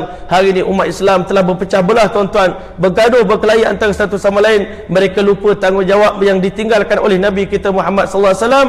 Nabi meninggal dunia dalam kerisauan, siapa nak jaga umat aku di akhir zaman nanti? Siapa nak didik mereka? Siapa nak dakwah mereka? Siapa nak belai kepala umat aku nanti di hari akhir zaman? Siapa nak pimpin mereka? Maka akhirnya tuan-tuan oleh Allah Subhanahu wa taala, Nabi telah meninggalkan kita, tetapi ada harapan yang besar pada diri Nabi kita Muhammad sallallahu alaihi wasallam. Bahkan Nabi sallallahu alaihi wasallam beritahu, al-amilu bimithli ma antum alaih, umat akhir zaman yang meneruskan kerja perjuangan para sahabat pada hari ini, Allah Taala akan bagi ganjaran yang sangat besar kepada mereka, iaitu pahala 50 orang para sahabat kepada mereka. Masya Allah, terkejut sahabat Nabi, ya Rasulullah, bagaimana mungkin mereka layak menerima pahala 50 orang para sahabat? Mungkin bukan pahala para sahabat, mungkin pahala orang-orang soleh yang lain. Tetapi kata baginda sallallahu alaihi wasallam, tidak, mereka akan dapat ganjaran pahala para 50 orang para sahabat, orang soleh di kalangan kamu. Masya Allah. Kenapa di akhir zaman mereka bangkit berdakwah, buat kerja Nabi tuan-tuan, sambung perjuangan Nabi SAW dalam keadaan tidak ada sesiapa yang memberi sokongan kepada mereka, tidak ada sesiapa yang memimpin mereka. Mereka buat secara berdikari kerana mereka yakin setelah Nabi meninggal dunia tak akan ada lagi Nabi diutuskan sampai hari kiamat. Kita kena terima kenyataan Nabi telah meninggalkan kita untuk selama-lamanya, sama ada kita berjumpa ataupun tidak dengan Nabi SAW di hari kiamat nanti. Tetapi tuan-tuan, sebab itulah kita adakan majlis Maulidur Rasul tiap-tiap tahun tuan-tuan, walaupun macam-macam orang cakap, tetapi hakikat sebenarnya tuan-tuan, majlis ini diadakan bukan untuk apa-apa, kerana kita dah semakin hari semakin jauh dengan Nabi SAW, semakin jauh dengan Nabi, semakin terhakis daripada jiwa raga umat Islam kerinduan pada Nabi, kecintaan pada sunnah baginda SAW, dan hati umat Islam tak terasa pun bertanggungjawab untuk menyambung perjuangan dakwah Nabi kita Muhammad SAW. Kita rasa ini bukan kerja saya, ini kerja orang lain, tetapi kerja saya adalah dunia saya. Masya Allah. Maka sebab itulah hari ini tuan-tuan berkat Allah Subhanahu wa taala, sebenarnya kerisauan Nabi ini sampai hari kiamat akan berlangsung tuan-tuan. Kebimbangan Nabi pada umat ni sampai hari kiamat tuan-tuan tak akan pernah padam, tak akan pernah habis. Hari ini yang kita berkumpul di sini pun adalah berkat fikir dan risau Nabi kita Muhammad SAW, berkat tangisan Nabi kita Muhammad SAW. Dan alangkah baiknya ketika mana Nabi SAW sedang sedih tengok keadaan umat akhir zaman yang sedang jauh daripada agama ni, bila Nabi tengok amalan umat dia pada hari Isnin dan Khamis tuan-tuan, tetapi kita di kalangan umat akhir zaman bangkit untuk kita menyebarkan agama, bangkit untuk kita menyambung perjuangan Nabi kita Muhammad SAW, bangkit menghidupkan sunnah Nabi SAW. Kita bawa risau runsing Nabi dalam diri kita tuan-tuan. Sebagaimana Nabi menangis untuk umat, kita setiap umat Islam juga kena menangis untuk umat tuan-tuan. Sebagaimana Nabi risau tentang umat dia, sedih tentang umat, hari ini kita kena bawa kerisauan yang sama. Ini dipanggil sarirah tuan-tuan, risau runsing Nabi kita Muhammad SAW. Ini yang tak wujud dalam hati umat Islam akhir zaman ni tuan-tuan. Umat Islam boleh ada segala-galanya, tetapi mereka telah hilang risau runsing Nabi Muhammad SAW, yang mana zaman dulu yang menyebabkan Islam sampai ke hujung dunia pada zaman Sayyidina Umar bin Khattab radhiyallahu anhu adalah kerana risau dan runsing para sahabat. Mereka tahu kalau kami duduk di kota Madinah, walaupun kami dapat tengok muka Nabi hari-hari, dapat semayang di belakang Nabi SAW hari-hari, tetapi kami tahu Nabi akan tetap bersedih juga.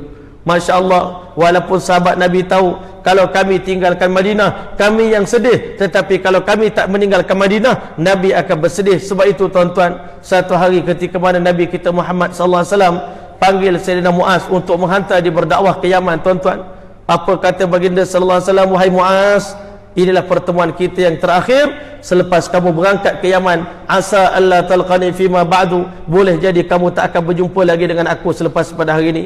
Muaz begitu sedih tuan-tuan. Bagi para sahabat, benda yang mereka paling tak nak dengar adalah berpisah dengan Nabi Muhammad sallallahu alaihi wasallam. meninggalkan kota Madinah ini benda paling berat dalam hidup kami. Berpisah dengan keluarga itu ringan, berpisah dengan pekerjaan itu ringan, tetapi berpisah dengan Nabi Muhammad SAW itu benda paling berat. Sehingga akhirnya tuan-tuan, Nabi kita SAW mengiringi jemaah Muaz bin Jabal sampai di sempadan kota Madinah tuan-tuan, buat kali yang terakhir, kerana Nabi tahu Muaz bin Jabal adalah anak murid yang paling Nabi kasih. Nabi SAW beritahu nanti di pada mahsyar Sayyidina Muaz bin Jabal akan diserahkan panji-panji bendera alim ulama. Seluruh ulama di akhir zaman akan masuk syurga di belakang Sayyidina Muaz bin Jabal radhiyallahu anhu. Sayyidina Muaz bin Jabal adalah mufti bagi umat ini tuan-tuan, tetapi mufti pun kena berangkat ke jalan Allah Ta'ala untuk sebarkan agama Islam tuan-tuan. Masya Allah. Akhirnya apa berlaku? Ketika mana Muaz telah bergerak perlahan-lahan tuan-tuan meninggalkan kota Madinah, Nabi tahu ini detik perpisahan yang paling berat dan antara dia dengan sahabat-sahabat. Nabi SAW telah panggil, wahai Muaz, berpalinglah kamu, aku nak tengok muka kamu buat kali yang terakhir. Kamu tak akan berjumpa lagi dengan aku selepas daripada ini. Sayyidina Muaz radhiyallahu anhu telah mula bergenang air mata dia mengalir di kelopak mata dia. Dia menangis dengan sekuat-kuatnya, tapi dia tak pandang muka Nabi kita Muhammad SAW. Nabi panggil, wahai Muaz, aku nak tengok muka kamu sekali lagi, berpalinglah kamu wahai Muaz. Maka Masya Allah, Muaz tetap tak tengok muka Nabi. Dia meneruskan perjalanan dia tuan-tuan. Nabi panggil buat kali yang ketiga, wahai Muaz. Nabi Sayyidina Muaz tetap tidak berpaling kepada Nabi kita Muhammad SAW. Air mata berderai di kelopak mata dia. Datang Abu Musa al-Asy'ari radhiyallahu anhu menegur Sayyidina Muaz, betapa kejamnya wahai Muaz, Nabi panggil kamu 3 kali, kamu tak pandang Nabi Muhammad SAW. Sanggup kamu melupakan hati dan perasaan Nabi Muhammad SAW? Jawab Sayyidina Muaz, wahai Abu Musa, demi Allah aku dengar Nabi panggil, suara itu memanggil aku 3 kali, tetapi aku mengeraskan hati aku, tak nak tengok muka Nabi SAW kerana aku bimbang. Sekali aku menoleh ke arah belakang, aku tengok wajah Nabi Muhammad SAW, aku yakin unta aku tak akan bergerak walau selangkah ke depan, kaki aku tak akan mampu melangkah sewalau selangkah ke depan, kerana begitu beratnya perpisahan aku dengan Nabi Muhammad SAW. Kerana aku pergi nak menunaikan harapan, kerunsingan, kebimbangan yang ada dalam hati Nabi. Aku pergi untuk menunaikan impian Nabi Muhammad SAW. Sebelum Nabi wafat, Nabi nak tengok seluruh dunia, umat Islam atau umat manusia akan mendapat hidayah daripada Allah Subhanahu Wa Taala. Impian Nabi sallallahu alaihi wasallam, la yutimmanallahu taala hadzal amr, satu hari nanti Islam pasti akan tersebar ke seluruh dunia, hatta la yabqa baitu madarin wala wabar, tak akan tinggal rumah yang diperbuat daripada batu ataupun daripada kayu di kampung ataupun di desa, illa idkhalallahu taala binuril Islam, melainkan pasti Allah Taala akan masukkan nur Islam ke dalam rumah-rumah tersebut, bi'izzi azizin au bidhulli dalil, menerima Islam dalam keadaan sukarela ataupun dalam keadaan terpaksa.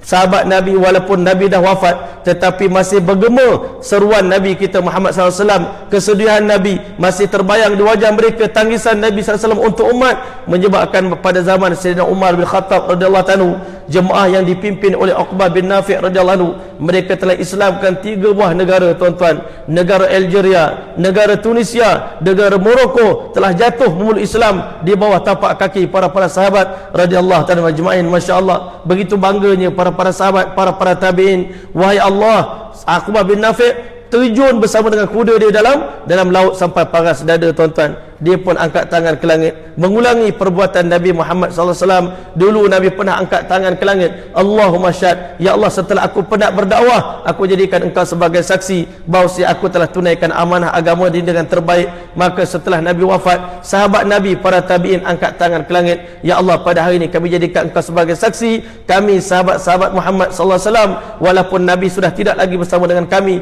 tetap meneruskan perjuangan Nabi. Pada hari ini kami telah sampai ke hujung dunia untuk menyebarkan kalimah la ilaha illallah Muhammadur Rasulullah. Ya Allah, di hadapan kami lautan yang begitu dalam sedang terbentang, ya Allah, tetapi kami yakin di sebalik laut ini sudah tidak ada lagi hamba-Mu, manusia yang hidup tanpa beriman kepada-Mu, ya Allah. Tetapi seandainya di saat ini kami tahu masih ada satu orang manusia hidup tanpa beriman kepada Engkau, ya Allah, kami akan terus memacu kuda kami, meneruskan perjuangan kami, tak akan pernah balik-balik lagi ke Madinah, tak akan pernah balik-balik lagi ke kota Mekah, sehingga tak akan tinggal seorang pun dalam dunia ni yang tak beriman kepada Engkau, ya Allah. Inilah harapan Nabi kita Muhammad SAW kepada kita semua setelah Nabi wafat. Nabi amanahkan tanggungjawab untuk menyebarkan kalimah ini, untuk mempertahankan agama, untuk membangunkan agama ini kepada kita semua. Dan benda ini amanah yang sangat besar, yang mana Masya Allah Nabi tinggalkan kepada kita dalam keadaan Nabi sangat-sangat bimbang, mampukah umat akhir zaman meneruskan perjuangan aku? Tetapi Masya Allah, Allah Subhanahu Wa Taala telah buat keputusan umat akhir zaman mereka ada kemampuan untuk meneruskan perjuangan Nabi mereka Muhammad sallallahu alaihi wasallam. Sebab itulah pada malam ini kita berkumpul untuk kita menceritakan bagaimana tangisan Nabi, bagaimana kebimbangan Nabi, bagaimana risaunya Nabi kepada umat. Bahkan nanti kerisauan Nabi bukan sekadar di sini saja, nanti di padang mahsyar tuan-tuan, ketika mana seluruh manusia lari antara satu sama lain. Di waktu itulah tuan-tuan kita dengar satu riwayat, seluruh manusia akan berkumpul depan Nabi Adam AS minta pertolongan daripada Nabi Allah Adam AS.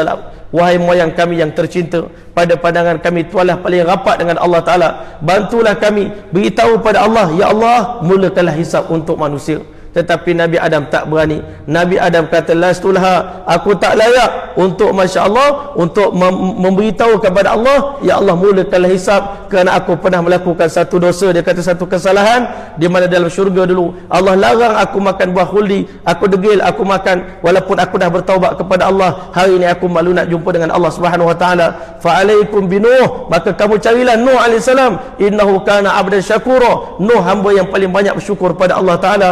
Dia berdakwah 950 tahun. Bila jumpa dengan Nabi Allah Nuh AS, Nabi Nuh surrender tuan-tuan. Dia kata, lastulha, hari ini aku pun tak berani nak jumpa dengan Allah Ta'ala.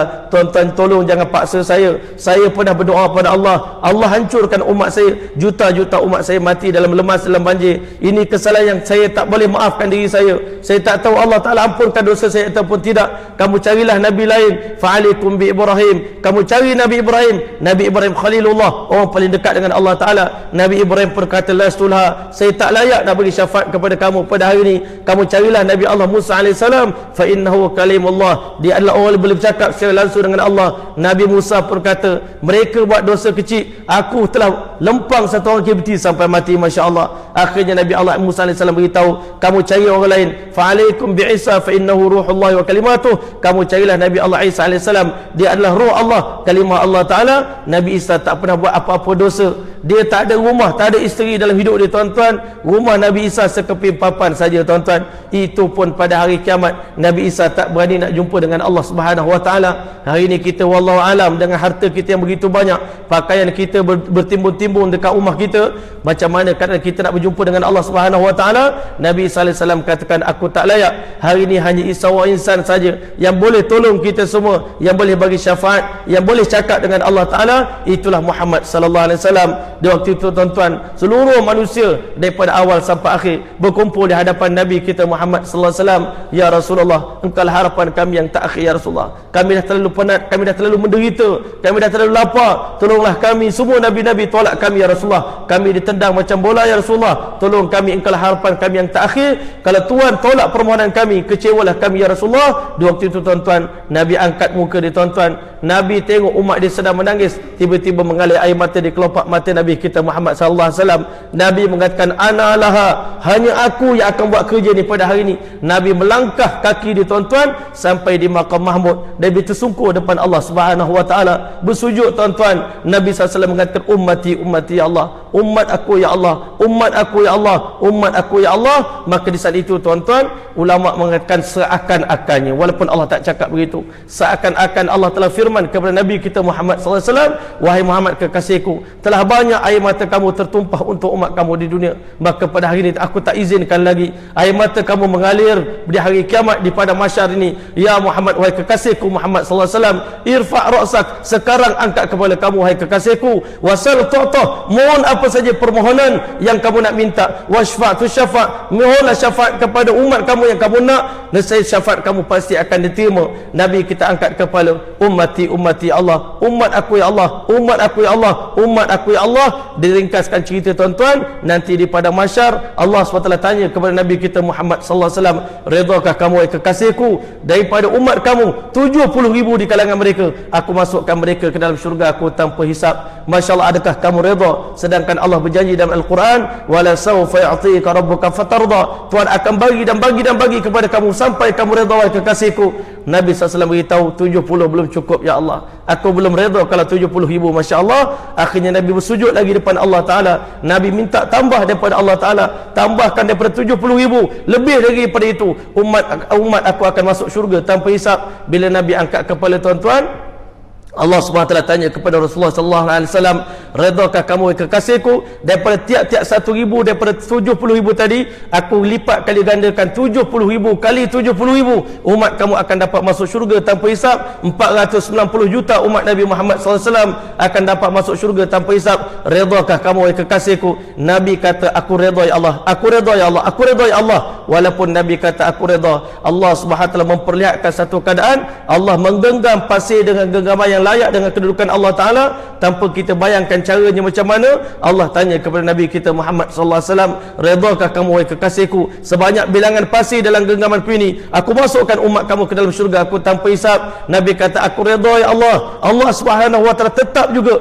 lakukan sekali lagi, wahai kekasihku Muhammad SAW, redakah kamu sebanyak pasir dalam genggamanku ini, aku masukkan umat kamu ke dalam syurga aku tanpa hisap. Nabi kata, aku redha ya Allah. Sekali lagi, walaupun Nabi dah kata Allah redha, aku redha, Nabi SAW, apa Allah Subhanahu Wa Ta'ala memperlihatkan gambaran buat kali yang ketiga, menggenggam pasir dengan genggaman yang layak dengan kedudukan dan zat Allah Subhanahu Wa Ta'ala.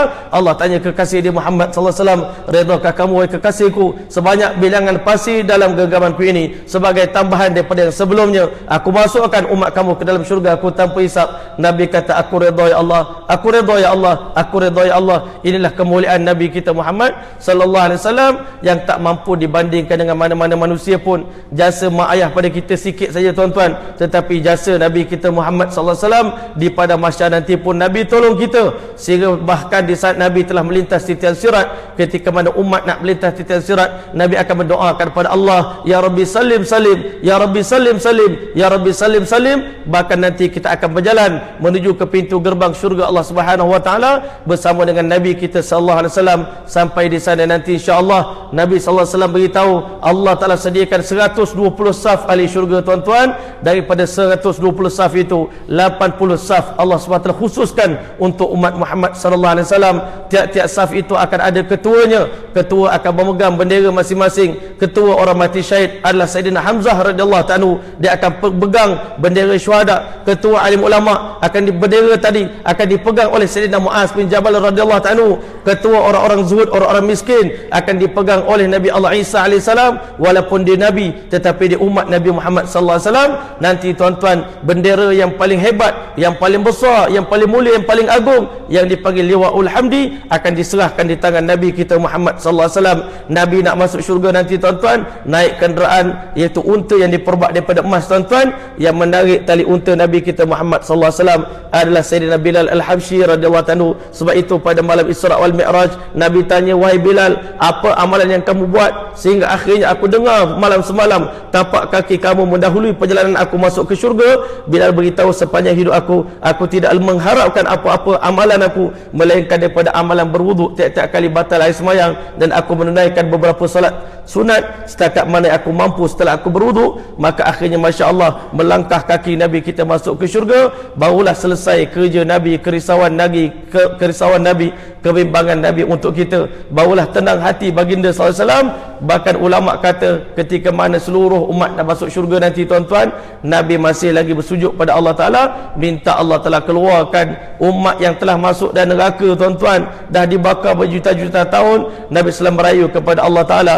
masukkan umat aku ke dalam syurga ya Allah, masukkan umat aku ke dalam syurga ya Allah. Akhirnya Allah SWT beritahu kepada malaikat, keluarkan daripada neraka ini setiap orang di kalangan umat Muhammad SAW yang ada iman dalam hati dia, walaupun sebesar zarah, lebih kecil daripada zarah, lebih kecil daripada zarah, keluarkan daripada neraka Allah SWT dan masukkan mereka ke dalam syurga. Selagi mana Nabi Muhammad bersedih, selagi itulah Allah SWT akan tetap melayani Nabi kita Muhammad SAW. Sebab itulah, tuan-tuan, kita selaku umat tak mampu nak balas jasa Nabi kita Muhammad SAW sampai bila-bila. Sebab itu hanya satu doa saja kita pohon pada Allah Ta'ala, jazallahu anna Muhammadan sallallahu alaihi wasallam bima huwa aluh. Semoga Allah membalas bagi pihak kita umat akhir zaman kepada Nabi kita Muhammad SAW dengan bayaran, dengan ganjaran, dengan kedudukan yang selayak dengan kedudukan Nabi kita Muhammad SAW. Ganjaran yang paling tinggi Allah Ta'ala akan bagi kepada baginda adalah di syurga wasilah tuan-tuan, di puncak syurga Jannatul Firdaus. Maka tuan-tuan nanti akan tiba satu hari di dalam syurga Nabi akan datang ziarah syurga kita. Tetapi wallahu alam berapa juta tahun nak menanti tuan-tuan kedatangan kunjungan Nabi kita Muhammad SAW, tetapi itu pasti akan tiba satu hari nanti. Sebab itulah satu orang sahabat ketika mana dia nak makan tengah hari tuan-tuan, dalam keadaan sangat lapar, baru nak suap makanan ke mulut, tiba-tiba mengalir air mata dia, kelopak mata. Dia teringat, hari ni aku tak tengok lagi Nabi SAW. Dalam keadaan aku tak tengok Nabi, aku tak selera nak makan. Dia tinggalkan makanan, lari ke rumah Nabi, ketuk pintu Nabi kita Muhammad SAW. Ya Rasulullah, keluar tuan. Maka Nabi keluar. Nabi kata, apa yang kamu nak? Dia kata, hari ni saya teringat, saya belum lagi tengok wajah tuan ya Rasulullah. Hari ni saya pun tak lalu nak makan. Saya teringat nanti kalau dalam syurga berjuta-juta tahun saya tak berjumpa dengan tuan, apa lagi keseronokan hidup dalam syurga dalam keadaan kita tidak melihat wajah Nabi Muhammad SAW. Nak tunggu Nabi ziarah, Nabi SAW akan menikmati syurga dia. Ziarah pula syurga Sayyidina Abu Bakar, ziarah pula syurga Sayyidina Umar, syurga Fatimah, syurga lain-lain tuan-tuan. Nak sampai kepada syurga kita ni, umat yang tak tahu di mana kedudukan kita di sisi Allah Ta'ala, umat yang sangat-sangat biasa, tak tahu bila pula kita dapat melihat wajah Nabi SAW, bila Nabi nak duduk dalam syurga kita, nak menjadi tetamu kita tuan-tuan dalam syurga Allah Subhanahu Wa Taala. Itu hanya ditentukan oleh Allah Ta'ala. Tetapi inilah yang mana kita muzakarahkan pada malam ini, supaya bertambah rindu kita pada Nabi, cinta kita pada Nabi, semangat untuk kita menghidupkan sunnah Nabi, dan semangat untuk kita meneruskan dakwah dan perjuangan Nabi kita Muhammad SAW, supaya insyaAllah mudah-mudahan almar'u ma'aman ahabba, seseorang akan dibangkitkan bersama dengan orang yang dicintai dan dikasihi insyaAllah. Jadi saya rasa sekian dulu perkongsian kita pada malam ini tentang tajuk kita, iaitu kerisauan Nabi dan kerusingan Nabi terhadap umat dia. Mudah-mudahan Allah Subhanahu Wa Taala menggolongkan kita semua di kalangan umat yang di akhir zaman ini berusaha untuk meringankan bebanan perasaan Nabi kita SAW, menyebabkan dengan Nabi tengok amalan kita, Nabi berbangga dalam syurga Allah, dalam kubur dia, Nabi tengok kita umat akhir zaman sedang bangkit meneruskan kerja dakwah yang ditinggalkan oleh Nabi kita Muhammad SAW. Walaupun amalan kita tak banyak, tapi mudah-mudahan Nabi gembira dengan kita insyaAllah. Dan dalam kesempatan ini, dalam bulan Rabiul Awal ini, banyakkan kita menyampaikan salam dan selawat kepada Nabi kita Muhammad SAW dengan sebanyak-banyaknya tuan-tuan. Kalau kita dapat pergi umrah, insyaAllah kita akan selawat secara langsung di kubur Nabi. Tetapi kalau kita berada di sini, insyaAllah kita masih lagi mampu menyampaikan selawat. Dan kata baginda sallallahu alaihi wasallam, inna awalan nas bi syafaati yaumil qiyamah, orang yang layak mula-mula sekali dapat syafaat aku nanti di hari kiamat, orang paling awal sekali dapat syafaat adalah orang yang paling banyak berselawat kepada baginda Muhammad sallallahu alaihi wasallam. Mudah-mudahan insya-Allah kita basahkan lidah kita dengan banyak berselawat kepada baginda. Man shalla alaihi marratan sallallahu alaihi ashran, siapa yang berselawat satu kali kepada baginda sallallahu alaihi wasallam, Allah akan berselawat pada dia 10 kali tuan-tuan. Ini sangat besar selawat daripada Allah SWT kepada kita. Jadi mudah-mudahan Allah telah berkati pertemuan kita pada malam ini insya-Allah. Sekian dulu aku qauli hadza wa astaghfirullahal azim wa li wa lakum wa lisa'il muslimin wal muslimat fastaghfiru innahu wal ghafurur rahim. Wassalamu alaikum warahmatullahi taala wabarakatuh. A'udzu billahi minasyaitonir rajim. Bismillahirrahmanirrahim. Alhamdulillahi rabbil alamin, hamdan yuwafi ni'amahu wa yukafi'u mazidah. Ya rabbana lakal hamdu kama yanbaghi li jalali wajhikal karim wa 'azimi sultanik. Allahumma salli ala sayyidina Muhammad wa ala ali sayyidina Muhammad afdal salawatika bi'adadi ma'lumatika wa barik wa sallim. Jazallahu 'anna sayyidina wa habibana wa maulana Muhammadan sallallahu alaihi wasallam bima huwa ahluh. Allahumma anzilhu al-maq'ad al-muqarrab 'indaka yawm al-qiyamah. Allahumma atihi al-wasilata wal fadilah wa الشرف والدرجة العالية الرفيعة وابعث مقاما محمودا الذي وعدته إنك لا تخلف الميعاد. اللهم ارزقنا حبك وحب رسولك وحب من ينفعنا حبه عندك والعمل الذي يبلغنا إلى حبك. اللهم ارزقنا متابعة النبي صلى الله عليه وسلم أولا وآخرا وظاهرا وباطنا وقولا وفعلا وعبادة وعملا صالحا. ربنا آتنا في الدنيا حسنة وفي الآخرة حسنة وقنا عذاب النار. وصلى الله تعالى على خير خلق محمد وعلى آله وصحبه وسلم. سبحان ربك رب العزة عما يصفون وسلام على المرسلين والحمد لله رب العالمين. قبل الله منكم.